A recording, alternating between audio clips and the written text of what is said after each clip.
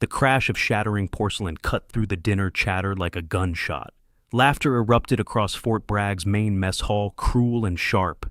Kira Navarro stood frozen in the spreading pool of red sauce, her small frame dwarfed by the chaos around her. Her hands trembled as she stared at the broken plate, fragments scattered across the polished floor. 65 pairs of eyes turned toward her. Nobody moved to help. Nobody spoke. "Are you kidding me?" Lieutenant Trent Holloway shot to his feet, his chair scraping backward with a screech.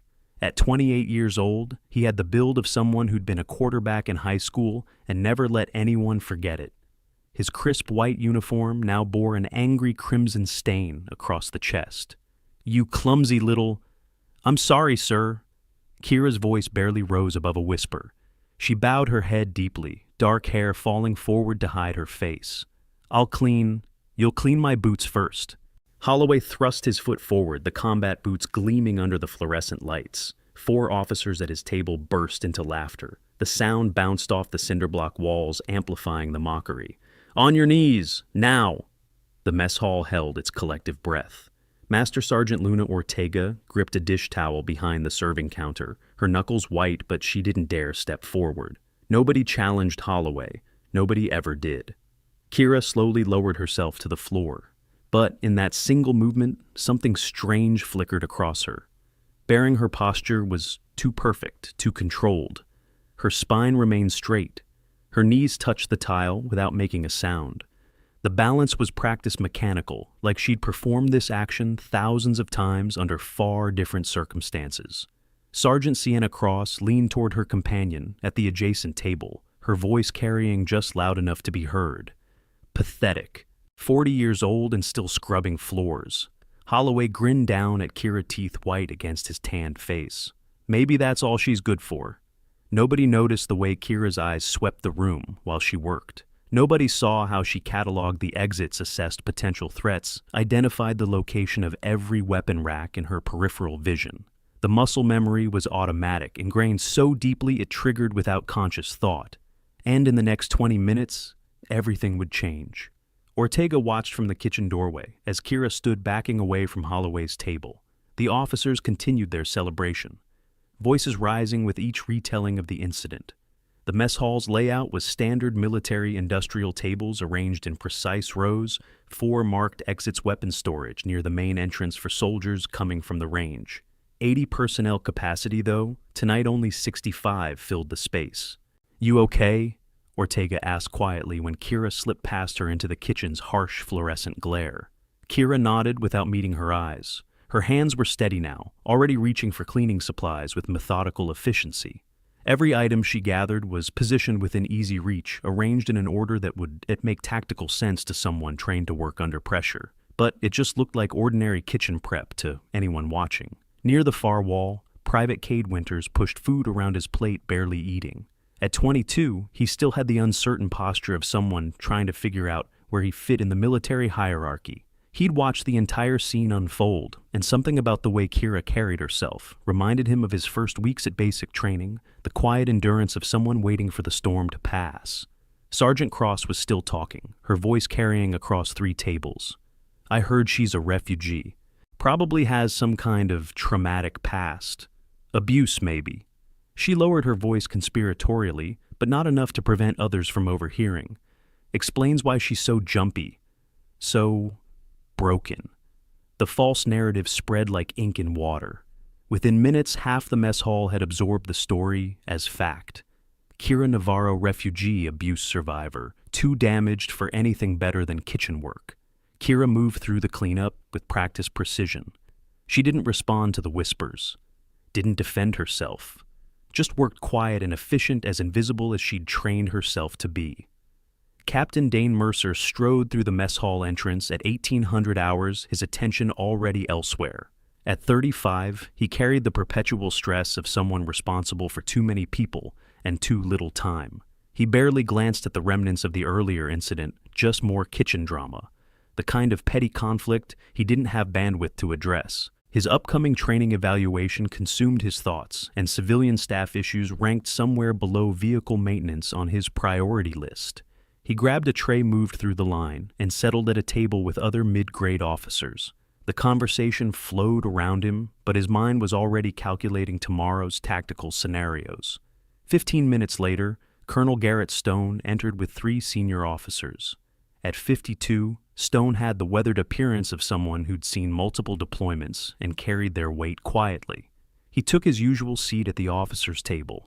His attention focused on the classified briefing folder one of his companions was discussing in low tones. The drama unfolding in his mess hall might as well have been happening on another planet. Holloway and his crew approached the serving counter again, demanding fresh portions.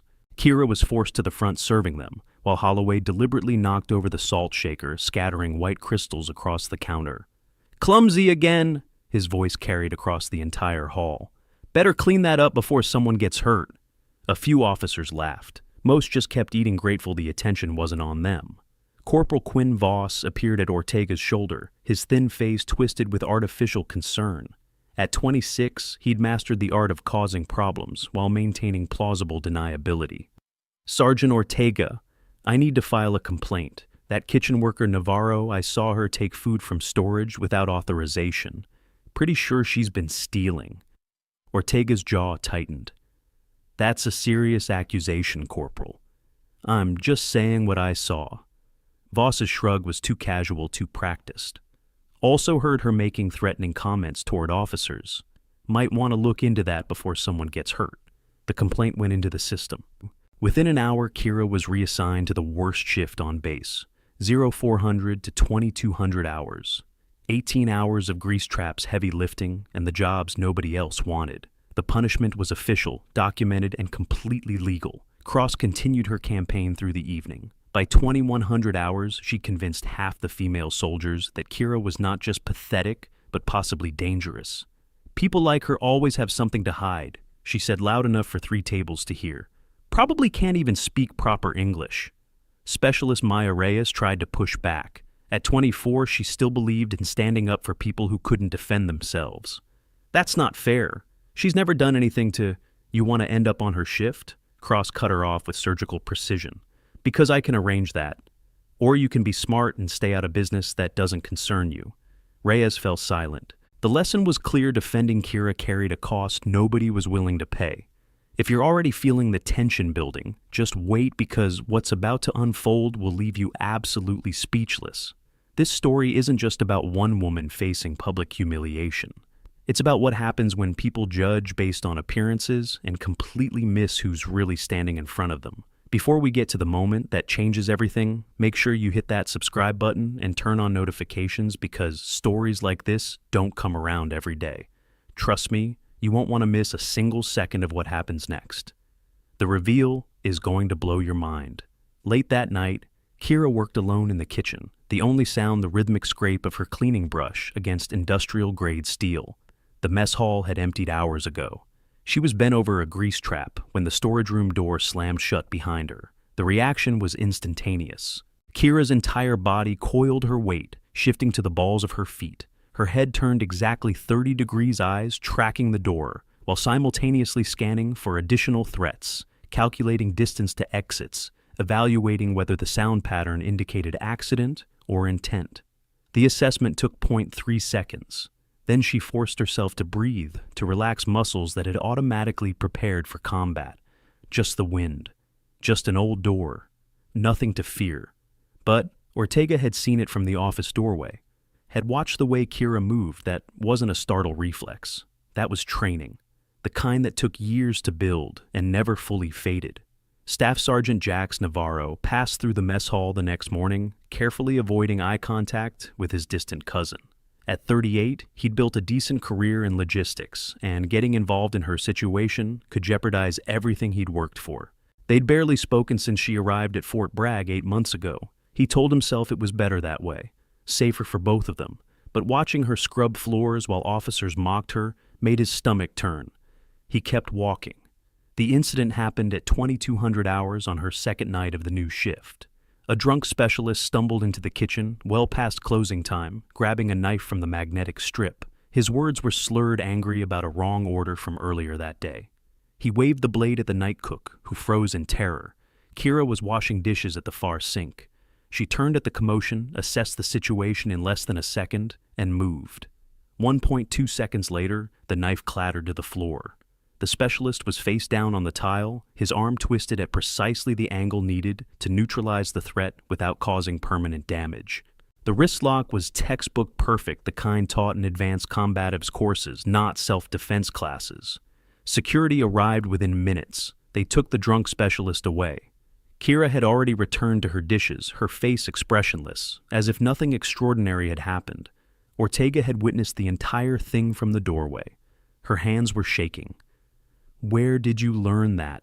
she asked quietly. Kira kept her eyes on the soapy water. "Learn what, Sergeant?" The deflection was smooth practiced. Ortega didn't push, but she filed the observation away, adding it to the growing list of things about Kira Navarro that didn't add up. By morning, the story had reached Holloway. He laughed it off over breakfast, his voice carrying across 4 tables. "Lucky grab. Guy was so drunk he couldn't stand straight. Anyone could have done it." His friends nodded in agreement, already dismissing the incident as meaningless. But Mercer heard the story too. And unlike Holloway, he didn't dismiss it. He sat at his desk that afternoon, fingers drumming against the worn wood, thinking about the kitchen worker who'd somehow neutralized an armed threat faster than most trained soldiers could react. His curiosity was piqued. He decided to create a test. Chief Warrant Officer Reese Brennan noticed Kira 2 days later in the main corridor. At 50 years old, with 25 years in weapons instruction, Brennan had seen thousands of soldiers move through Fort Bragg. He recognized military bearing, the way a jeweler recognized genuine diamonds. When 2 officers passed Kira in the hallway, her posture shifted automatically. Shoulders back, chin level, weight balanced. It was parade rest executed perfectly without conscious thought. The kind of muscle memory that only came from years of drilling the same response until it became automatic. Brennan made a mental note. Civilians didn't move that way. Not ever. Mercer organized what he called a random safety inspection in the kitchen 3 days later. He arrived at 1400 hours with an M4 rifle gathering the kitchen staff for a demonstration of proper weapon safety procedures. Kira was required to attend with the other workers standing near the back of the group. Mercer made a show of disassembling the rifle, deliberately installing the bolt carrier backward. He held up the component, turning it for everyone to see. Anyone notice anything unusual about this assembly? Silence. The kitchen staff stared blankly at the mechanical parts that might as well have been alien technology. Mercer pushed. "No, nobody sees the problem. Even basic weapon safety should catch this." Holloway, who joined to watch the show, laughed from his position near the door. "What do kitchen ladies know about rifles? They probably think the magazine is called a clip." Kira's hand twitched. She stopped the movement immediately, but Ortega saw the way Kira's jaw tightened, the way her fingers curled into a fist, and then deliberately relaxed. There was knowledge there, fighting to stay hidden. Mercer waited another beat. "Really nobody." "The bolt carrier is backwards, sir." Kira's voice was quiet but clear. "The gas key should face forward." The room went silent. Mercer's hand froze. "What did you say?" Kira's eyes remained downcast. "The bolt carrier assembly is reversed, and the cam pin isn't properly aligned with the bolt carrier key. The weapon would jam on the first round fired." Mercer checked the rifle. His expression shifted from skepticism to surprise to something harder to read. She was completely precisely correct. "How do you know that?" "I watch a lot of YouTube, sir." The deflection was so smooth it almost worked. Almost. But Mercer's face showed deep suspicion now. YouTube didn't teach you to spot that specific error. YouTube didn't give you the technical language to explain the mechanical consequences. He stared at Kira for a long moment, then dismissed the group without another word. That evening, Mercer went straight to Brennan's office. "That kitchen worker Navarro. Have you noticed anything unusual about her?" Brennan leaned back in his chair. "Military bearing, no doubt about it. Question is, why hide it?" "That's what I want to find out." While Mercer investigated, Voss executed his sabotage plan. He spent 20 minutes tampering with the industrial freezer's motor, creating a failure that would look like negligence. Then he filed a formal complaint with the base commander documenting Kira's pattern of equipment damage and concerning behavior. The complaint landed on Lieutenant Colonel Pierce Dalton's desk the same afternoon. Dr. Iris Stone conducted routine mental health screenings for all base employees that week. When Kira sat across from her in the small office, Iris noticed things her professional training had taught her to recognize the hypervigilance, the controlled breathing during stress questions, the specific trauma tells that went beyond ordinary anxiety. These were markers she'd seen in special operations personnel, in people who'd been trained to survive interrogation, in operators who'd spent years in hostile territory. She documented her observations carefully, then made a quiet call to her husband. Colonel Stone listened to his wife's concerns with growing unease. Cross organized a kitchen staff meeting that Friday, deliberately excluding the Kira. She spent 30 minutes turning the other workers against her, painting a picture of someone weird, possibly dangerous, definitely not belonging on their base. By the end of the meeting, Kira's isolation was complete. When Kira discovered the freezer sabotage, she didn't report it. Instead, she approached the problem with the methodical caution of someone who'd spent years dealing with improvised explosive devices. She treated the mechanical failure like a potential threat, using improvised tools to diagnose and repair the motor without ever appearing rushed or uncertain. Ortega watched from the doorway, her heart pounding. The way Kira worked, the tactical efficiency, the calm focus, the expert understanding of complex systems, it wasn't normal. It wasn't civilian. "Kira," Ortega said quietly. "What are you—" Kira didn't look up from the motor. "Just someone who fixes things, Sergeant." The deflection was gentle but absolute.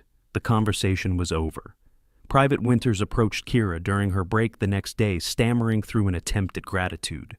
"Last week when Lieutenant Holloway—" He couldn't finish the sentence. Kira's expression softened slightly. "Stand tall, Private. They only pick on those they fear might be better than them." It was the first real advice she'd given anyone. Winters felt something shift inside him, a small spark of courage he hadn't known he possessed. He straightened his shoulders and met her eyes. "Thank you." When Holloway confronted Winters later that evening, demanding he stay away from kitchen trash, Winters surprised them both. "She's not trash, sir." Holloway's shock quickly turned to anger. "You want to end up on report, Private. With respect, sir, I don't think she's what you think she is." The insubordination earned Winters additional duty, but he didn't regret it. Something told him Kira Navarro was worth defending, even if he couldn't explain why. The training yard adjacent to the mess hall erupted in chaos the following Tuesday. A rookie private fumbled his weapon during formation, the M4 rifle clattering to the ground. The impact caused the rifle to partially disassemble, scattering components across the concrete. The kid froze in panic while senior officers descended on him with shouted corrections. Kira was carrying trash bags to the dumpster. She paused, her eyes tracking the scattered weapon parts. Her hands tightened on the garbage bags. Every instinct screamed at her to walk away, to stay invisible, to maintain the cover she'd worked so hard to build. She set down the trash, walked to the scattered parts, knelt on the concrete. 12.7 seconds later, the rifle was fully reassembled. Function check complete. She handed it back to the stunned private without a word. 40-plus soldiers stared in absolute silence. Brennan's jaw had dropped. "That's—" His voice cracked. "That's 4 seconds under qualified armorer time. 4 seconds." Kira turned and walked back toward the kitchen, her pace steady and unhurried. But her heart was racing. She'd just exposed herself in front of half the base. The cover was crumbling, and there was nothing she could do to stop it. Mercer was on her within minutes, blocking her path to the kitchen entrance. "Where did you learn that—" "That's not YouTube. That's thousands of hours of repetition under combat conditions." Kira met his eyes for the first time since arriving at Fort Bragg. "I've had previous employment, sir." "Doing what—" "I'd prefer not to discuss it, sir." She stepped around him and disappeared into the kitchen. Mercer stood in the yard, his mind racing through implications he wasn't sure he wanted to pursue, but he couldn't let it go. Wouldn't. That evening, Brennan found Colonel Stone in his office. "Sir, we need to talk about the kitchen worker, Kira Navarro." Stone looked up from his paperwork, irritated at the interruption. "The one involved in that harassment situation." "Sir, nobody moves like that without serious training. I'm talking Tier 1 level muscle memory. Should I run a background check?" Stone waved him off. She's a kitchen worker, Reese. We have bigger priorities. But the seed had been planted, and seeds had a way of growing, whether you wanted them to or not. Voss saw his opportunity when equipment went missing from the PX. He carefully planted the stolen goods in Kira's locker, then called the military police with an anonymous tip. Staff Sergeant Darius Kane responded to the call, his expression neutral as he conducted the search. Kira stood calmly throughout the inspection, her hands relaxed at her sides. She didn't protest, didn't argue, just waited. Kane found the planted items exactly where Voss had left them. But he also found something else behind the locker's back panel, a faded CIA identification badge partially hidden by loose metal. His hands froze on the item. "Ma'am, this badge." Kira's hand shot out, taking it from him. For the first time, emotion flickered across her face. "That's old. From a friend. He died." The words carried weight that went beyond simple explanation. Kane studied her face, seeing genuine grief mixed with something else, warning maybe. Or resignation. He also noticed burn-scarred gloves shoved in the back corner, a compass with Arabic inscriptions. Items that raised more questions than they answered. "Ma'am, I need to document everything found in this search." "I understand, Sergeant." Kane filed his report, including photographs of the CIA badge. The report made its way up the chain of command, eventually landing on the desk of Captain Vera Ashford, the base's intelligence officer. Ashford stared at the photograph for a long time. Then she picked up her phone and started making calls she technically wasn't authorized to make. Kira's hands stopped moving when the muscle memory kicked in during morning prep. She was chopping vegetables when her peripheral vision caught movement, someone approaching from her blind spot. Her grip on the knife shifted automatically, the blade angling into a defensive position. Before her conscious mind registered what she was doing, she forced herself to breathe, to relax, to remember where she was. Just Ortega bringing supplies, just a kitchen, just normal. But it wasn't normal, and they both knew it. Ashford's background check on Kira Navarro returned frustratingly vague results. 8 months of employment at Fort Bragg, previous work listed as private contractor overseas. References checked out but provided no useful details. Everything looked legitimate on the surface. Then Ashford dug deeper. The moment she tried to access anything beyond basic employment records, she hit a classified firewall, the kind that didn't exist for ordinary kitchen workers, the kind that suggested security clearances she didn't have high enough access to view. She sat back in her chair, her mind working through implications. Then she made one more call, pulling in a favor from a CIA contact she'd worked with on a previous assignment. "Vera, what do you need?" "Kira Navarro, age 40, currently employed as kitchen staff at Fort Bragg. Are there any flags on that name?" The silence on the other end lasted too long. Finally, her contact spoke, his voice careful. "Vera, drop it. Now. That's above your clearance." The line went dead. Ashford stared at her phone, her pulse accelerating. Kira Navarro wasn't just former military. Kira Navarro was something far more serious. Something that still carried active classification. She immediately requested a meeting with Colonel Stone, cross-cornered Kira in the storage room. 2 days later, her voice sharp with manufactured confidence. "You think you're special? You're nothing. Old, washed-up, pathetic." For the first time in 8 months, Kira looked directly at Cross. Her eyes were cold, not angry, not hurt, just empty in a way that made Cross's breath catch. The silence stretched for 3 heartbeats. "Are we done?" "Sergeant." Kira's voice was different, command tone, the kind that expected obedience and usually got it. Cross stepped back before she could stop herself. Her mouth opened, closed, opened again. No words came out. She turned and left quickly, her hands shaking. That evening, Kira experienced her first full panic attack since arriving at Fort Bragg. The trigger was simple. A pan of oil left too long on the burner, the smell of burning fat filling the kitchen. Suddenly, she wasn't at Fort Bragg anymore. She was somewhere else, somewhere, with burning buildings and screaming, and the acrid stench of explosives mixed with burning flesh.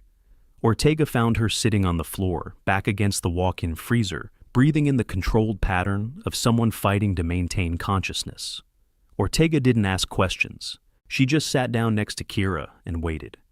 "I just need normal," Kira said eventually, her voice barely audible. "Need to not see."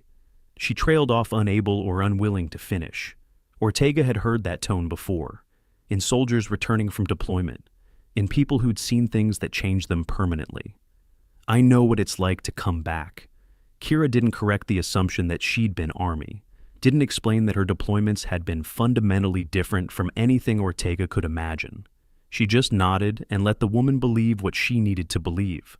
Staff Sergeant Eli Cross arrived to check on Kira per protocol for any medical incident on base. The combat medic took one look at her breathing pattern and the way she used pressure points to calm herself, and his professional assessment shifted. Those weren't civilian coping mechanisms. That was SEER school training, survival, evasion, resistance, escape. The kind of training given to people expected to operate behind enemy lines. The kind that taught you how to survive interrogation. He also noticed the scars on her wrists partially hidden by her sleeves. Zip tie restraints, old but unmistakable. The pattern was specific, the kind made by struggling against plastic restraints over extended periods. Cross said nothing to Kira, but afterward he went directly to Colonel Stone's office. Voss's sabotage campaign escalated. He filed a new complaint, claiming Kira had threatened him with a knife. The accusation was completely fabricated, but it triggered a mandatory investigation. Lieutenant Colonel Dalton had no choice but to call a formal meeting. They gathered in Dalton's office Ortega, Stone, Mercer, Kane, and Kira. Dalton reviewed the complaints with growing frustration, his questions becoming sharper as Kira's non-answers piled up. Ms. Navarro, these are serious accusations. I need you to defend yourself. I haven't threatened anyone, sir. The reports suggest a pattern of concerning behavior. The reports are inaccurate, sir. Then help me understand what's actually happening here. Kira remained silent. She'd learned a long time ago that silence was often the safest response. Dalton sighed heavily.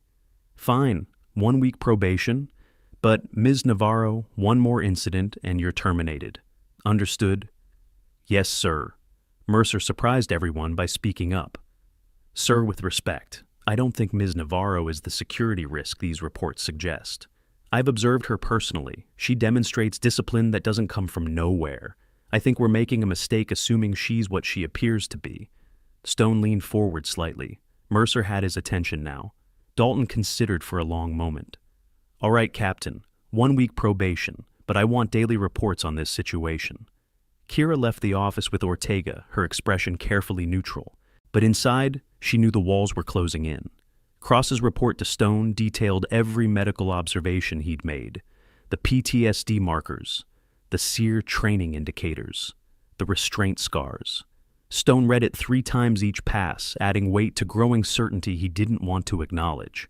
Holy cow, he caught himself. Reese, get Ashford in here, now. Ashford arrived within 10 minutes, her face grim. Sir, I need to brief you on Kira Navarro, but this conversation stays between us. Go ahead. I ran a background check, hit a classified firewall at Tier 1 level, called in a favor with CIA. They told me to drop it, that it's above my clearance. She paused. Sir, we don't have a kitchen worker. We have someone who operated at classification levels I can't even access. Stone's face went pale. Are you telling me we have a CIA operative working in our kitchen? Was or is? The firewall suggests active or recent classified service. How recent? They wouldn't tell me, sir. Stone stood abruptly. I need to talk to her, now. He found Kira in the kitchen during the dinner prep. The space was temporarily empty except for her giving them privacy he hadn't planned on. Ms. Navarro, his voice was formal, careful. I need to know something and I need a straight answer. Were you in the intelligence community? Kira stopped chopping vegetables. The silence stretched long enough to become uncomfortable. When she finally spoke, her voice was soft. Colonel, with respect, if I were, I couldn't tell you. And if I weren't, you wouldn't believe my denial. So perhaps we should just let this go. I can't let it go. Not with what's been happening to you. Not with what I'm learning about who you might be. Then I appreciate your concern, sir. Kira met his eyes. But I'm fine. The frustration on Stone's face was clear. He wanted to push, to demand answers. But the way she held his gaze steady, unyielding with the quiet authority of someone who'd resisted far more intense interrogations, told him he wouldn't get anything she didn't choose to give. We're not done with this conversation, he said finally. Yes, sir. That evening's dinner rush brought 70-plus soldiers into the mess hall. Holloway sat at his usual table, drinking more heavily than regulations technically allowed. Cross and Voss flanked him, their conversation growing louder and more aggressive as the alcohol took effect. "I'm sick of this," Holloway announced, his words slightly slurred. "That woman has everyone walking on eggshells. It's nonsense. Complete nonsense." Voss nodded eagerly. "Someone needs to make her show her true colors, prove she's dangerous like I've been saying." Cross leaned in. "What did you have in mind?" Holloway's smile was ugly. "I think it's time for a public confrontation. Time to make her reveal what she's really hiding. If she reacts the way I think she will, Dalton will have no choice but to remove her." They finalized their plan over the next 15 minutes. The alcohol gave them courage their sober minds might have questioned. By 1900 hours, they were ready to execute. Kira was serving the evening meal, moving through the motions with mechanical efficiency. She noticed Holloway's group approaching the counter, but didn't react. Just kept working. "Navarro," Holloway's voice carried across the entire mess hall. "We need to talk. Now." Kira placed the serving spoon down carefully. "I'm working, sir. I don't care. This ends today." Holloway moved around the counter, invading the kitchen space. 70-plus witnesses turned to watch. The room's energy shifted, anticipation building, like static electricity before a storm. "Sir, I need to ask you to step back behind the counter." "Health regulations?" "Health regulations." Holloway laughed harshly. "That's rich. You've been playing games, Navarro, acting helpless. But you threatened Corporal Voss. You assaulted that specialist last month. Everyone's too afraid to say it, but I'm not. The accusations hung in the air, completely false, but delivered with enough conviction that doubt rippled through the watching crowd." Voss stepped forward, nodding vigorously. "It's true. She's been making threats for weeks. I've documented everything." Cross added her voice. "She's unstable, dangerous. Someone needs to say it before people get hurt." Stone stood from his table, ready to intervene, but Mercer caught his eye, shaking his head slightly. Wait, something important was about to happen. They both felt it. Kira turned to face Holloway, directly, her movements deliberate and controlled. "Sir, those accusations are false. I've done nothing wrong." "You calling me a liar?" Holloway stepped closer, using his size to intimidate. He was 8 inches taller and outweighed her by at least 80 pounds. "You think you can just look at me like that? Like you're better than me?" Kira didn't step back, didn't flinch, just held her ground with the quiet confidence of someone who'd faced far worse threats than an angry drunk lieutenant. "I'm simply stating facts, sir." The calm in her voice seemed to enrage Holloway further. "You know what? I think you're hiding something. I think you're exactly what Cross says dangerous. Prove me wrong." He reached out to grab Kira's shoulder, not a light touch, but an aggressive grab meant to intimidate and control. Kira's hand moved. It wasn't a conscious decision, just muscle memory responding to threat assessment. Her hand intercepted Holloway's wrist with perfect precision, controlling the joint, stopping his momentum without applying enough pressure to cause pain. The counter technique was textbook perfect. High-level combatives training, executed with the kind of automatic response that only came from thousands of hours of practice. For 2 seconds they froze in that position, Holloway staring at his captured wrist. Kira realizing what she'd just revealed. She released him, immediately stepping back. "Please don't touch me, sir." But the damage was done. Everyone had seen it. The speed, the precision, the absolute control. Holloway's face flushed red with rage and alcohol. "That's it! You just assaulted an officer. I have 70 witnesses." He lunged forward, grabbing Kira's left arm with brutal force. He yanked her toward him, trying to physically dominate her to prove his superiority in front of the watching crowd. The fabric of her sleeve caught on his watch.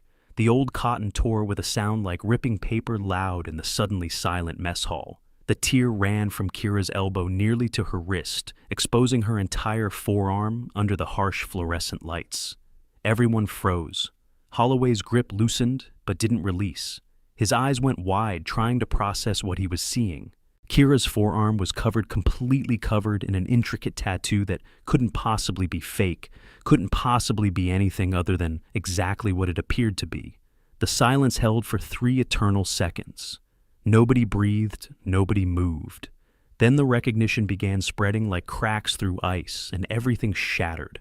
The tattoo covered every inch of exposed skin from wrist to elbow, rendered in black ink so precise it could only have been done by military artists who understood operational security and permanent documentation. The upper portion of Kira's inner forearm displayed the CIA Special Activities Division insignia, a shield bearing an eagle with spread wings, a sword crossed with lightning bolts, and stars representing classified operations.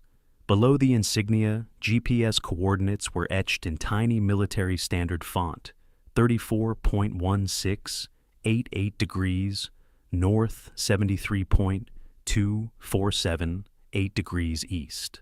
15.5527 degrees, north 48.516, 4 degrees east. 36.2021 degrees, north 37.134, 3 degrees east. Each set of coordinates was followed by a date: 2006, 2011, 2014, 2016, 2019. Below the coordinates in stark military stencil lettering, Ghost 7. The outer forearm carried different marks, tribal patterns that could only have been earned through deep undercover integration, Pashtun designs, Yemeni henna patterns converted to permanent ink, Syrian symbols that identified her to those who knew where to look. These weren't decorative choices. They were operational necessities, proof of infiltration, so deep she'd become part of the communities she'd monitored. Woven through the tattoo were burn scars, the distinctive pattern of IED blast fragmentation, torture marks from electrical burns, the telltale signs of someone who'd survived interrogation. The scars didn't hide the tattoo. They were incorporated into it, part of the permanent record of service. The most recent date visible read 19 August 2019, Yemen extraction. 3 seconds of absolute silence held the mess hall frozen. 70-plus soldiers stared at Kira's exposed forearm, trying to process what their eyes were showing them, but their minds couldn't quite accept. Then the first gasp broke the silence. A young private near the serving line, hand flying to his mouth. Chief Warrant Officer Brennan stumbled backward, his chair scraping loudly against the floor. "Oh my God!" The words were barely audible, choked with recognition. Private Winters' eyes filled with tears, his hands gripping the edge of his table. Reyes whispered, "What is that? What does it mean?" Captain Mercer pulled out his phone with shaking hands, typing the first set of coordinates into his search bar, his face drained of color as the results loaded. "Those coordinates, that's Abbottabad. That's the Bin Laden compound." His voice carried across the silent room. Captain Ashford was already standing at attention, her intelligence training having identified the insignia instantly. Eli Cross recognized the sear torture patterns and the scars, his medical expertise filling in, details others might miss. Holloway still gripped Kira's arm, his fingers frozen on her bicep, his face cycling through confusion, recognition, and dawning horror. His mouth opened and closed without producing sound. 20 feet away, Colonel Garrett Stone had frozen mid-bite. His fork clattered against his plate, the metallic sound loud enough to make 3 soldiers jump. He stood slowly, his movements mechanical, as if his body was operating without conscious direction, his eyes locked on the tattoo, specifically on those first coordinates, 34.1688 north. He took 3 steps forward, his dress shoes clicking against the tile floor. Each step brought him closer to certainty he didn't want to accept. Those coordinates. His voice was hoarse, rough with emotion he was struggling to control. Abbottabad, Pakistan, May 2011. The room waited, every eye now divided between Kira's exposed arm and the colonel's face. Stone moved closer, reading the dates with growing recognition. His hands began to shake. Ghost 7. Ghost 7. He snapped to attention with parade ground precision. His right hand rose in a perfect military salute, held with the rigid formality reserved for the highest occasions.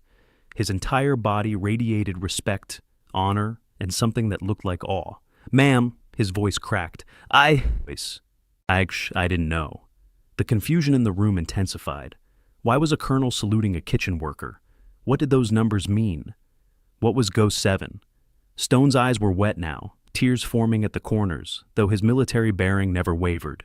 "You were the interpreter, the infiltrator, 3 months before the raid on the compound, you mapped every room, every exit, every guard rotation, every blind spot in their security. He swallowed hard. You were the ghost they never saw, the asset that made the operation possible. Kira stood perfectly still, her arms still exposed, her expression unreadable. She didn't salute back, didn't confirm, just held his gaze with eyes that had seen too much and carried too many secrets. Stone's voice grew stronger, more certain. Kandahar, August 2009. My unit was trapped in an ambush, surrounded, communications compromised. We had 23 men and no exit strategy. He paused, emotion making his words thick. Someone, a digital ghost we couldn't identify, coded us an emergency extraction route through enemy lines we didn't even know existed. The data came through encrypted channels we weren't cleared to question. We followed those coordinates, and all 23 of us made it out alive. He looked directly at Kira, tears now visible on his weathered face. That was you. You were monitoring our operations from somewhere inside hostile territory. You saved my life. You saved 23 families from getting folded flags. Kira's micronod was barely perceptible, but it was enough. The room exploded. Holloway's knees buckled. He released Kira's arm like it had burned him, staggering backward until he hit the counter. His face was pure white, all the color drained in an instant. I didn't... Oh God, I didn't know... The words tumbled out in a horrified whisper. What have I done? What have I... Cross had both hands over her mouth, tears streaming down her face. The full weight of what she'd done, the rumors she'd spread, the isolation she'd created, the mockery she'd enabled, crashed into her with physical force. No. What have I done? She looked at Kira with desperate, pleading eyes.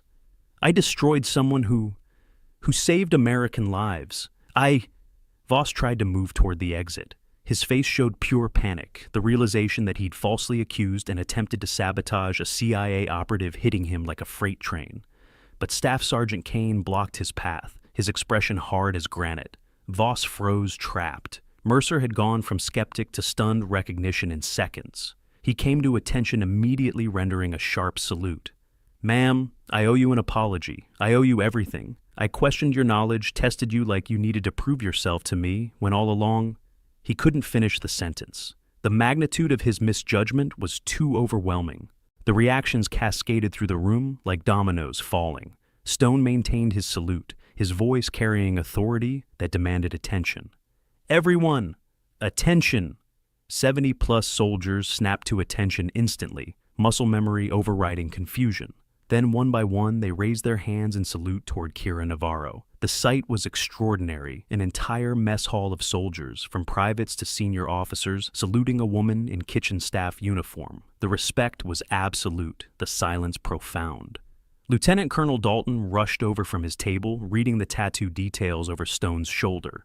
His eyes widened as he recognized the Syria coordinates from classified briefings he'd attended. Good God! He added his salute to the others, his earlier skepticism replaced by shocked reverence. Ashford was already saluting her professional composure, cracking slightly. She whispered to Dalton, Sir, she's why I hit the firewall. Active Tier 1 classification. This is real! Ortega stood in the kitchen doorway, tears streaming freely down her face. She didn't salute, she was allowed that much as a supervisor, but she whispered, I knew you were someone. But this... Private Winters was openly crying now, maintaining his salute even as tears ran down his young face. Thank you, he whispered. Thank you for talking to me. Thank you for seeing me when I was invisible. Reyes sobbed, running forward before catching herself, stopping just short of Kira. You're a hero, a real hero, and we treated you like trash, like you were nothing. Brennan's salute was parade ground perfect, his voice cracking with emotion. Ma'am, 13 seconds to assemble an M4. I thought you were just fast, but you are... He couldn't find adequate words.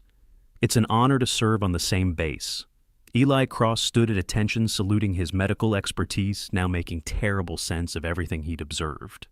At SEER graduate, combat casualty survivor, torture survivor, decorated veteran. His voice carried respect, bordering on reverence. "Ma'am, your service." There aren't words. Dr. Iris Stone had approached from her table, her professional mask completely dropped. Tears ran freely down her face as she took in the tattoo, the scars, the evidence of trauma her screening had only hinted at. The PTSD markers I saw. "Kira, why didn't you come to me? Why suffer alone when—" She stopped understanding suddenly. "Because you couldn't tell anyone. Because your service was classified. Because you've been carrying this alone for years." The environmental shift was palpable. The mess hall's atmosphere had transformed completely from mockery and contempt to awe and respect. The change was so absolute it felt like the air pressure had altered. Phones were out now, 40-plus soldiers recording the moment. The image of Kira standing with her scarred, tattooed arm, exposed while an entire mess hall saluted her, would be screenshot and shared, becoming legend before the night ended. I know you're probably wondering where this is all headed, and I promise you the pieces are starting to come together. But here's the thing, just when you think you've figured it out, this story takes a turn that's going to make you rethink everything you've seen so far. Stay with me. The best part is still coming, and it's even better than you're imagining right now. Staff Sergeant Jax Navarro pushed through the crowd, seeing his cousin's tattoo for the first time. His face crumpled.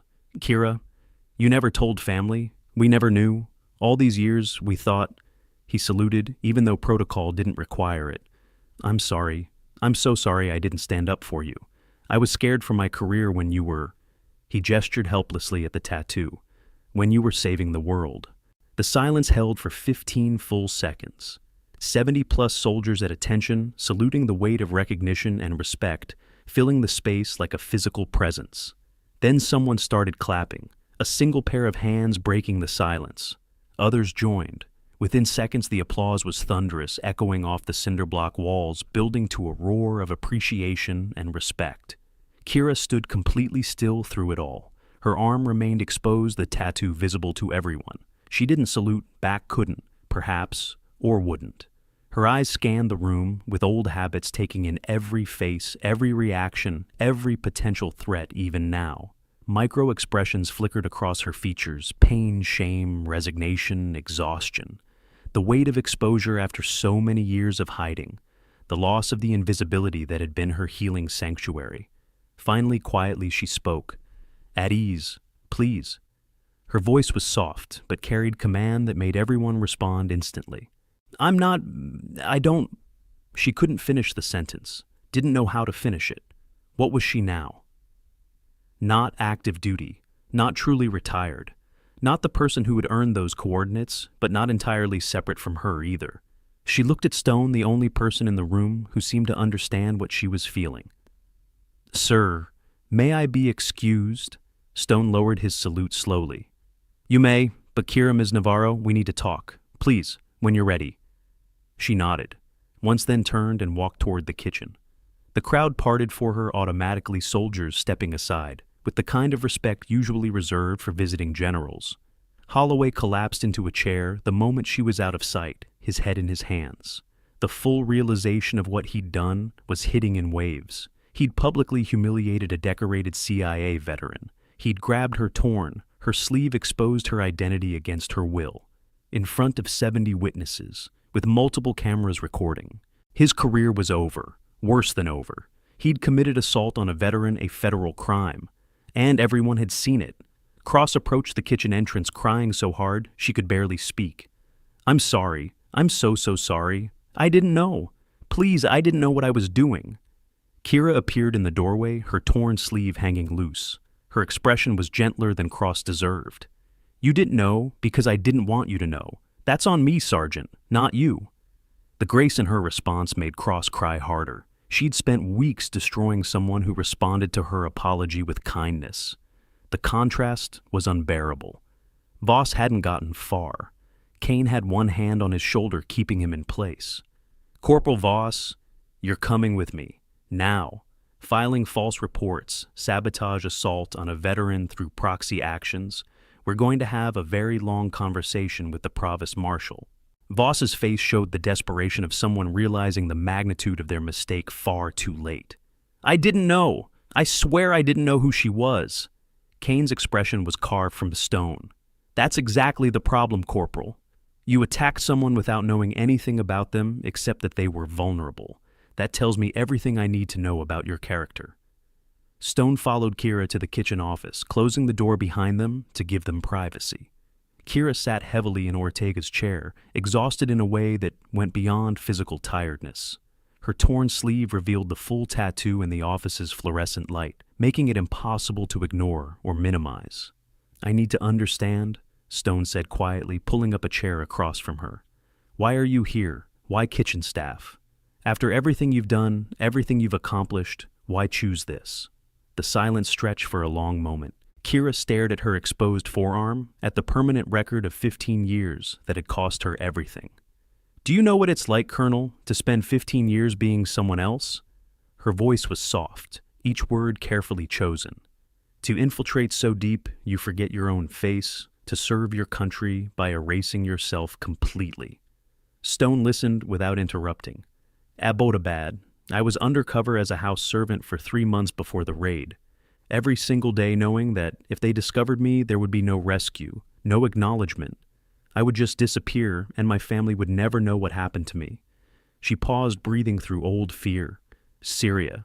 18 months inside territory controlled by extremists. The things I saw, the things I did to maintain my cover. She stopped, unable or unwilling to continue that thought. Yemen. Her voice dropped even lower. August 2019, my last mission.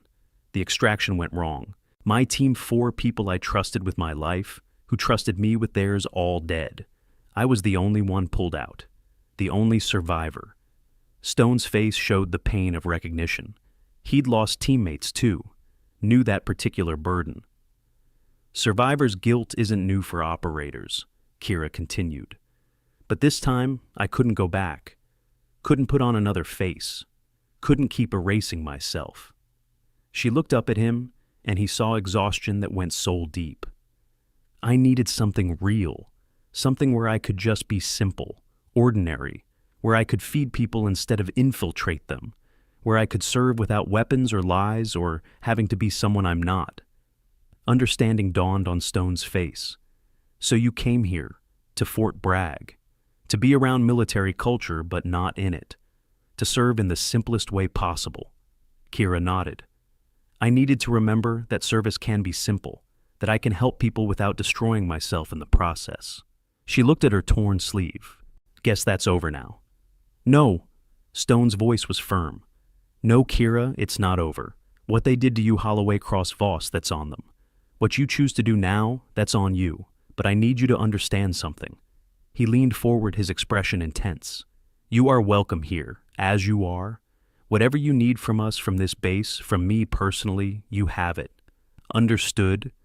Kira studied his face, looking for the lie, the angle, the hidden agenda. Found only sincerity. There's something else, Stone said, pulling out his phone. He scrolled through photos, then turned the screen toward her. Afghanistan, 2011. A group of soldiers, younger gear-heavy faces, showing the strain of deployment. Stone stood among them, different rank, harder edges. That's my unit, Kandahar. 6 of these men, including me, made it home because of Ghost Protocol that night. He pointed to another photo, this one more recent. A young girl, maybe 7 years old, grinning at the camera with missing front teeth. My daughter, she was born 2 months after we got back. I got to meet her, watch her grow up, be her father, all because you coded us that extraction route from wherever you were hiding. Kira looked at the photo for a long moment. A tiny smile touched her lips, the first genuine expression of warmth Stone had seen from her. So, whatever happens next, Stone continued, I want you to know that you are seen, you are honored, and you are protected here. By me, by this base, by everyone who learns your story. That's a promise. Kira's voice was barely a whisper. Yes, sir. Thank you, sir. Within 2 hours, Agent Marcus Draven arrived at Fort Bragg. Someone, probably Ashford's CIA contact, had reported the incident the moment it happened. Draven was mid-40s, carrying himself with the particular alertness of someone who'd spent years in operational roles. He met with Lieutenant Colonel Dalton and Colonel Stone in Dalton's office, his expression carefully neutral. Gentlemen, I'm here to confirm what you've already discovered. Kira Navarro, that's an operational alias, is former CIA Special Activities Division. Her real identity remains classified at levels I cannot discuss with you. She retired in August 2019, following the Yemen incident Colonel Stone was briefed on. Dalton leaned back in his chair. The Yemen incident was briefed as a complete loss, no survivors mentioned. That briefing was incomplete by necessity. One operator survived. She's sitting in your kitchen right now. Draven pulled out a tablet, scrolling through redacted documents. Her service record includes operations in Afghanistan, Iraq, Pakistan, Syria, and Yemen over 15 years. She holds commendations I cannot name for operations I cannot describe in support of actions that remain classified. What Colonel Stone said about Abbottabad and Kandahar is accurate and barely scratches the surface of her contributions. Kira's hands moved through familiar tasks that evening, grateful for work that didn't require thinking. The kitchen had become her refuge again, though now everyone knew why she'd sought refuge in the first place. Ortega worked beside her in comfortable silence. They'd always worked well together, but now there was additional depth to their understanding. Finally, Ortega spoke. "For what it's worth, I'm glad I know now. I'm glad you're not carrying it alone anymore." Kira nodded without looking up from the prep work. The exposure still felt raw, vulnerable, but Ortega was right. There was something lighter about not having to maintain the deception every moment. The formal assembly happened the next morning at 0800 hours. Lieutenant Colonel Dalton stood before 200-plus soldiers, his command voice carrying across the parade ground. "Yesterday, an incident occurred in our mess hall that requires official response. What happened, the assault on Ms. Kira Navarro by Lieutenant Holloway, will have full consequences through the proper legal channels. But, more importantly, we have been made aware that someone among us represents the highest ideals of service sacrifice and dedication to our nation." He proceeded to read from prepared remarks carefully crafted to honor Kira without revealing classified details. He mentioned operations in broad terms, support for critical missions in hostile territories, and acknowledged medals awarded in secret ceremonies that will never be public. The assembly stood at attention throughout the weight of recognition hanging over the entire formation. At the conclusion, Stone stepped forward with a challenge coin from the Kandahar mission. Kira had been asked to stand at the front, though she'd tried to decline. Stone held the coin up for everyone to see. This coin was given to survivors of a mission where 23 men came home when they shouldn't have. It represents brotherhood survival and the debt we owe to those who save lives from the shadows. He turned to Kira, his voice thick with emotion. "This belongs with the person who made that survival possible." He pressed the coin into her hand, then rendered another salute. This time, Kira returned it a brief acknowledgement that meant more than any speech could convey. The assembly erupted in applause that lasted for minutes. Kira's hands were shaking when she returned to her quarters. The coin sat heavy in her pocket, a physical reminder that her service so long, hidden so carefully secret, had been acknowledged. The tears came then in the privacy of her small room, releasing years of carrying everything alone.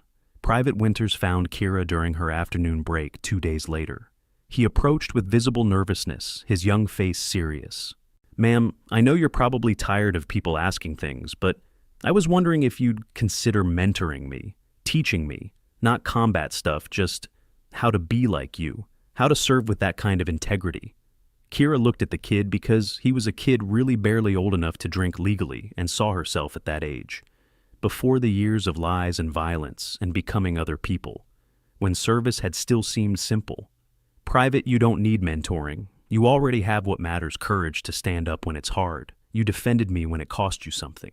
That's the foundation of everything else." She paused, choosing words carefully. "Just stay that way. Don't let the cynicism of this place make you hard. Stay soft enough to care, brave enough to act." Winters' eyes filled with tears. He nodded, unable to speak, but the impact of her words was written clearly on his face. He'd carry them for the rest of his career. Reyes approached Kira a week later with news. She'd been accepted to college on military benefits, planning to major in social work to help veterans transition. "You showed me something," she explained, her voice earnest. "That serving continues after the uniform comes off. That helping people isn't about rank or position or what others think. It's about choosing to show up and do the work, whatever that work looks like." Kira felt something warm unfold in her chest.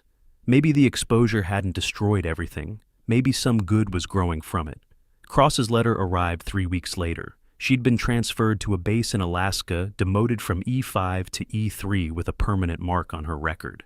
The letter was handwritten several pages long, filled with apologies and self-recrimination.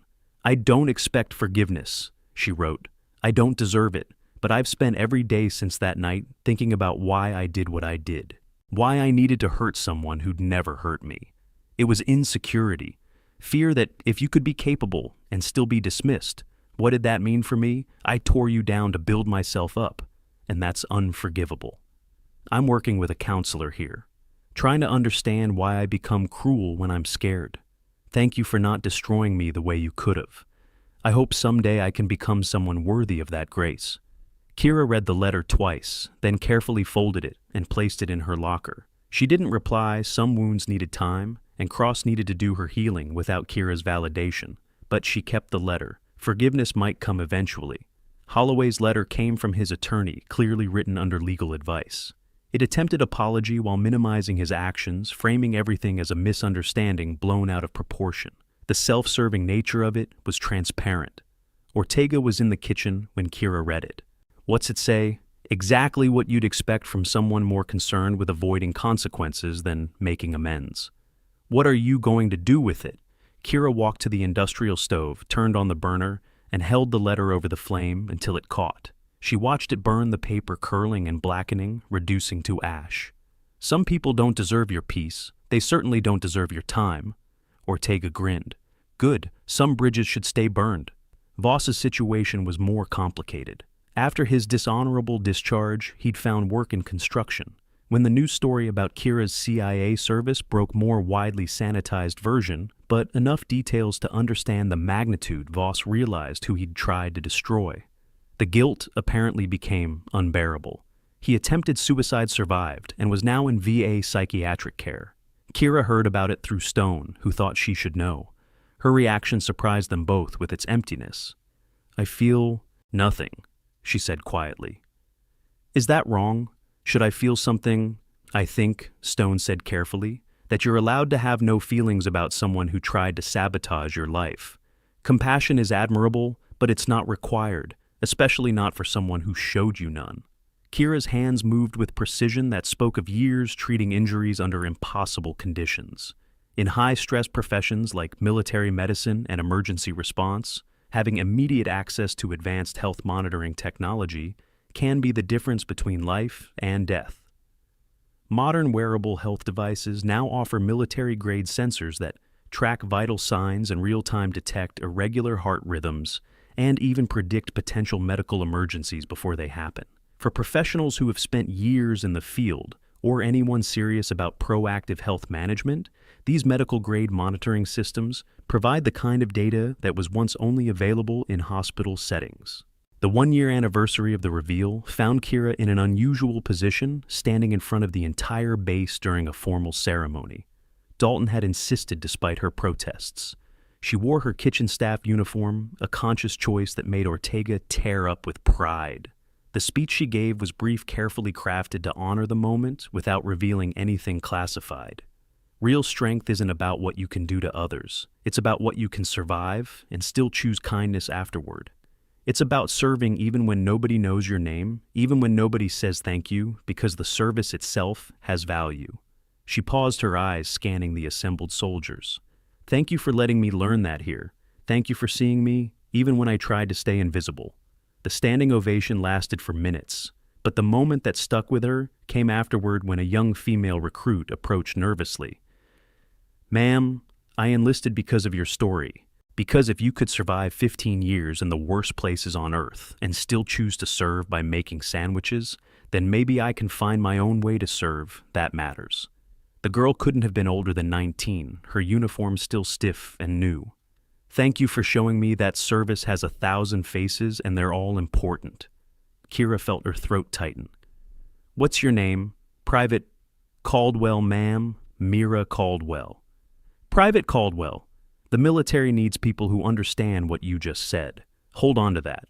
Don't let anyone convince you that some service is worth more than other service. It all matters." The girl saluted with parade ground precision, then walked away with her head higher than before. Kira watched her go, feeling something she hadn't felt in years, hope that maybe her story could prevent others from carrying their burdens alone. Draven returned to Fort Bragg 6 months after the initial visit this time, with a formal offer. They met in a secured briefing room, just Kira, Draven, and the silent weight of classified possibilities. "The farm needs instructors," Draven said, referring to Camp Peary, the CIA's primary training facility. "People who have actually done the work, survived the impossible, and can teach the next generation how to do the same. You'd be teaching infiltration tactics, seer, resistance, language, immersion, the psychological aspects of deep cover. Basically, everything you learned the hard way." He slid a folder across the table. "Salary $180,000 annually, full benefits, and you choose your schedule and assignment locations. You could stay in Virginia or request posting elsewhere. It's up to you." Kira opened the folder, scanning the details. The offer was generous, more generous than she'd expected. "Why me? There are other retired operators with my experience." "Because you survived what breaks most people, and you did it for 15 years. Most operators burn out after 5. You kept going, kept adapting, kept delivering results under conditions that would hospitalize normal humans. We need to understand how you did that, and we need you to teach others to do the same." Draven leaned forward. "You're a legend in the community, Kira. The kitchen operator is what they're calling you.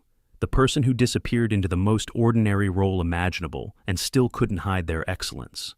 That's exactly the kind of adaptability we need to cultivate." Kira closed the folder without committing. "I'll think about it." The other offers came rapidly after word spread. 3 private defense contractors reached out within 48 hours, each offering executive protection and security consulting or risk assessment positions. The lowest offer was $250,000 annually. The highest approached $400,000. Kira declined them all with identical responses. "I didn't serve for money. I'm not starting now." Mercer's offer was different. He formally requested Kira as a civilian contractor instructor for an 8-week advanced tactical operations course. The pay was $15,000, nowhere near the private sector offers, but it would let her stay at Fort Bragg, maintain her kitchen job part-time, and control her own schedule. "I'm not asking you to go back to who you were," Mercer explained when he pitched the idea. "I'm asking you to share what you learned in a way that helps current operators stay alive. You'd teach 1 course per quarter, your choice of topics, and the rest of your time is yours." Kira considered it for 3 days before accepting. The balance appealed to her: teaching without returning to operational life, serving without sacrificing the healing she'd found in ordinary work. Ortega's promotion offer came next. If Kira wanted to stay in the kitchen, she'd be promoted to kitchen operations manager, tripling her salary and giving her an official title that matched her actual value. "You deserve recognition for all your service," Ortega explained, "including the service you do here now with us." After years serving in classified positions, veterans face unique financial challenges that most advisors don't understand.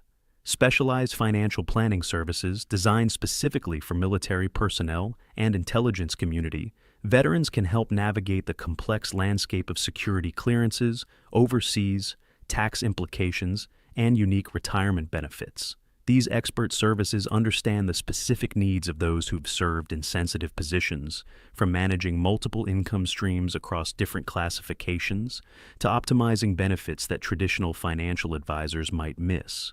For those transitioning from classified service to civilian life, professional financial guidance isn't just helpful, it's essential. The base's cultural shift was immediate and profound. Kitchen staff were suddenly treated with the same respect as any other personnel. Officers made it a point to engage positively with support staff. The understanding that service is service, regardless of role or rank, became embedded in Fort Bragg's culture. Winters' mentorship program took off beyond anyone's expectations. He called it the Silent Service Initiative, designed to support junior enlisted who were struggling but afraid to ask for help. Within 6 months, they'd prevented 3 potential suicides and helped dozens of soldiers find resources they hadn't known existed. When someone asked Winters where the idea came from, he always gave the same answer: "Someone showed me that the quietest person in the room might be the strongest." That inspired me to look for others who were suffering in silence. Gunnery Sergeant Sloan. Ace Callahan's Memorial Wall project received immediate approval and funding from Dalton.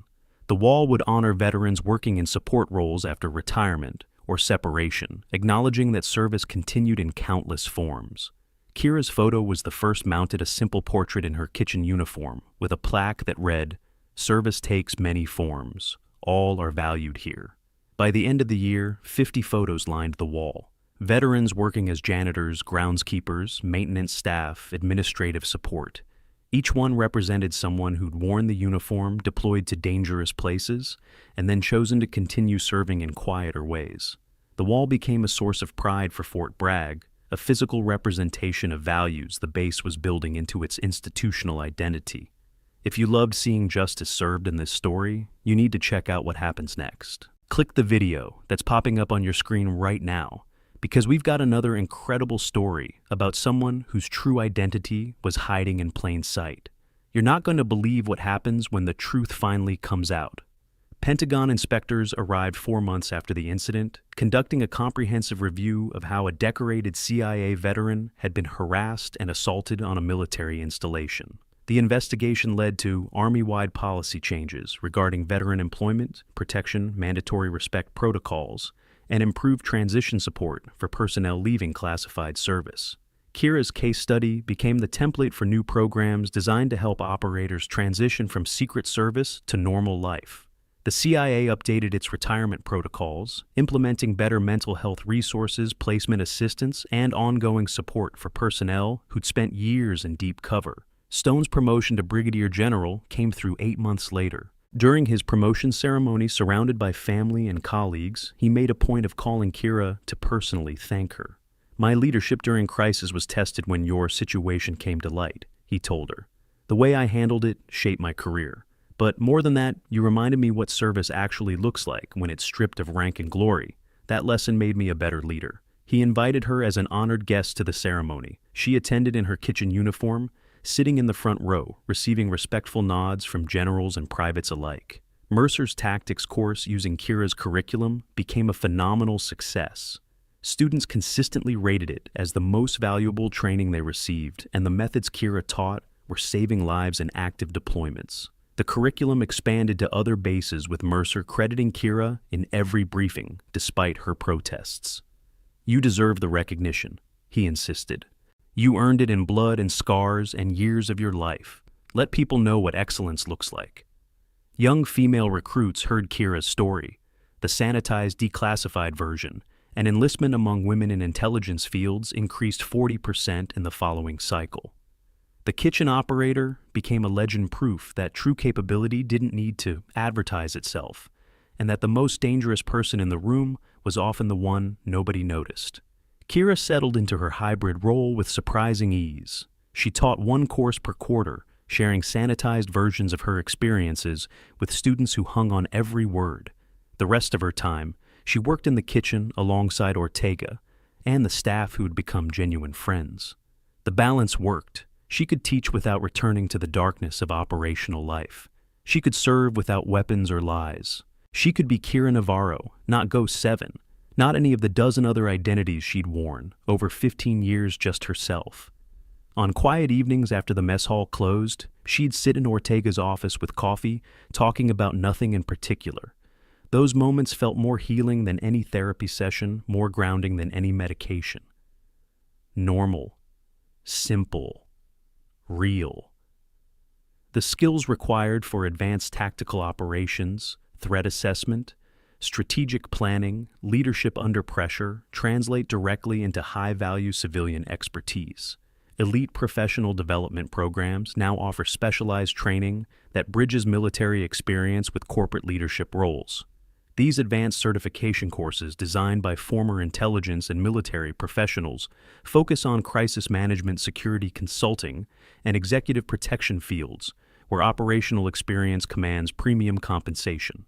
For veterans looking to leverage their unique skill sets in the private sector, targeted professional education can unlock six-figure opportunities that truly value their background. The phone call came on an ordinary Tuesday evening, 2 weeks before the 18-month anniversary of the reveal. Kira was cleaning the kitchen after dinner service alone, as she preferred at the end of long shifts. The space was quiet except for the hum of industrial refrigerators and the rhythmic sound of her cleaning work. Her personal phone, a basic model she kept mostly for emergencies, rang from her locker. Unknown international number. Kira stared at it for several heartbeats, her heart rate accelerating, for reasons she couldn't immediately explain. She hadn't received an international call in 4 years. Not since Yemen. Not since everything fell apart. Her hand shook slightly as she answered. Hello? Silence on the line. Not empty silence, the kind of silence that held breath, presence, weight. Someone was there, listening, deciding. Then a voice spoke, male, familiar in a way that made her entire body go cold. The words came in Pashto, the specific dialect and phrasing that only one person would know to use. A code phrase from Yemen, 2019. From the mission that had killed her entire team. Kira's training kicked in automatically. She switched to Pashto, her voice dropping to barely above a whisper. Blue River. The operative call sign from her team, one of the 4 people who died in the ambush. Except, apparently, he hadn't died. Confirmed. The voice on the other end carried years of pain compressed into a single word. Ghost 7. I'm alive. I need you to know something crucial. The ambush that killed our team. It wasn't your fault. Your intelligence was solid. The mission was compromised from inside. There was a double agent. Not your intel failure. Not your mistakes. Kira's legs felt weak. She sat down hard on a prep stool, her breathing controlled, but her mind racing. Where have you been? Dark for 4 years. Deeper than we ever went before. But I found something, Kira. Something that changes everything. The voice hardened. The double agent who compromised Ghost Protocol, they're still active. Still in the agency. High level. Very high level. Our entire team was targeted specifically, systematically. We weren't random casualties. We were eliminated on purpose. Kira's tactical awareness activated instantly. Her eyes swept the kitchen, cataloging exits, assessing potential threats, calculating response options. Old habits coming back, like they'd never left. Why tell me now? Why surface after 4 years? Because 3 days ago, someone accessed your Fort Bragg personnel file. Someone with Tier 1 clearance that I don't recognize. Someone who shouldn't be looking at you, shouldn't know where you are, shouldn't care about a retired operator working as kitchen staff. Pause. Kira, they know where you are, and they're coming. The line went dead with an audible click. Kira sat holding the phone, her mind working through implications at tactical speed. She could run. She had a go bag in her locker she'd maintained for 4 years. Passport under a different name, cash in multiple currencies, encrypted phone, small handgun she technically wasn't supposed to have. She could disappear before dawn, become someone else, start over in a new location with a new identity. She'd done it dozens of times before. Her hand moved toward the locker, automatically reaching for the bag that represented escape, safety, survival. Then she stopped. Her eyes tracked to the window, looking out over the quiet base. Soldiers walking between buildings, laughing at shared jokes. The memorial wall visible in the distance, her photo among the others. The kitchen around her, her sanctuary, her healing place, the first space in 15 years where she'd felt like herself. She thought about Stone, who'd saluted her with tears in his eyes. About Winters, who'd found courage through her example. About Reyes, who was building a career helping others because Kira had shown her what service looked like. About Ortega, who'd sat with her through panic attacks without judgment. She thought about the life she'd built here. Small, quiet, simple, hers. The go bag represented 4 years of fear, 4 years of being ready to run, to abandon everything, to disappear the moment threat emerged. 4 years of not fully committing to healing, because healing required staying in one place long enough to root. Kira stood slowly, her decision crystallizing with absolute clarity. She walked to her locker, opened it, looked at the go bag sitting ready. Then she closed the locker without taking it out. She pulled out her phone instead, scrolling to Stone's number. He answered on the second ring. Kira, everything okay? Sir, I need to brief you on a developing situation. How quickly can you get to the secure briefing room? Stone's tone shifted instantly to professional alertness. 20 minutes. What's the threat level? High. Potentially involving active CIA operations and compromised personnel. I'll explain when you arrive. On my way. Kira ended the call and stood for a moment, looking at the kitchen that had been her refuge. Then she turned toward the door, her shoulders straightening, her stride purposeful and confident. She'd spent 4 years running from who she'd been. 4 years trying to become someone smaller, quieter, less dangerous. 4 years hiding. But Ghost 7 wasn't just a call sign. It was a part of her embedded as deeply as the tattoos on her skin, as permanent as the scar tissue mapping her history. You didn't erase 15 years of operational training. You didn't unlearn survival skills that had kept you alive in the worst places on Earth. You didn't stop being capable just because you chose to serve differently. If someone was coming for her, they'd find Ghost 7 waiting, not hiding in a kitchen, not running to a new city with a new name, standing her ground with Fort Bragg's full resources behind her, with trained allies who knew her worth, with authority figures who'd proven they'd protect her. She walked across the base toward the command building, her mind already strategizing, planning, preparing. The old skills were still there, sharp as ever, just waiting to be deployed. She'd chosen peace, chosen healing, chosen ordinary service over operational life. But she'd never stopped being dangerous. She'd just stopped advertising it. Now the advertisement didn't matter anymore. Everyone knew who she was, what she'd been, what she was still capable of becoming if circumstances required it. If they wanted Ghost 7, they could have her. But this time, she wouldn't be alone in the dark. This time, she'd have an entire military base standing with her. The secure briefing room lights were already on when she arrived Stone, waiting with Dalton and Ashford. They looked up as she entered, seeing something in her bearing that hadn't been there before, the operator emerging from beneath the kitchen workers' careful camouflage. "Gentlemen, Captain," Kira said, her voice carrying command authority she rarely used. "We have a problem, and I'm going to need your help solving it." Stone smiled slightly, recognizing the shift. "Whatever you need, that's what I promised you. That promise stands." Kira pulled out her phone, placed it on the table, and began the briefing. The details spilled out in tactical precision: the call, the warning, the implications, the potential threats. When she finished, the room was silent for a long moment. Then Dalton spoke. "So what you're telling us is that there's a double agent in the CIA who targeted your team, who's now aware you're alive, and who may be sending assets to eliminate loose ends." "That's the operational assessment, yes, sir. And instead of running, which I assume you could do easily, you're choosing to stand and fight from here." "I'm tired of running, sir. I'm tired of hiding. I built something here that matters. I'm not abandoning it." Kira met his eyes steadily. "But I need this base's support. I need resources coordination and personnel who understand what we're facing." Ashford leaned forward, her expression intense. "You need a counterintelligence operation, defensive positioning, threat assessment, potential asset identification. You need to turn this base into a fortress and draw them into terrain you control." Kira nodded. "Exactly." Stone's smile widened. "Then let's get to work, because nobody threatens one of ours. Not on my watch. Not ever." They worked through the night building operational plans with a kind of tactical precision Kira hadn't engaged with in years. It felt like coming home to a part of herself she'd thought was retired. But it also felt different because this time, she wasn't alone. This time she had backup resources and people who'd chosen to stand with her. By dawn, Fort Bragg was quietly and visibly fortified. Extra security on rotation. Intelligence monitoring for unusual activity. Personnel briefed on potential threats without creating panic. Kira returned to the kitchen as morning light broke across the base. Ortega found her starting prep work as usual, though something in her bearing had shifted. "Rough night?" Ortega asked carefully.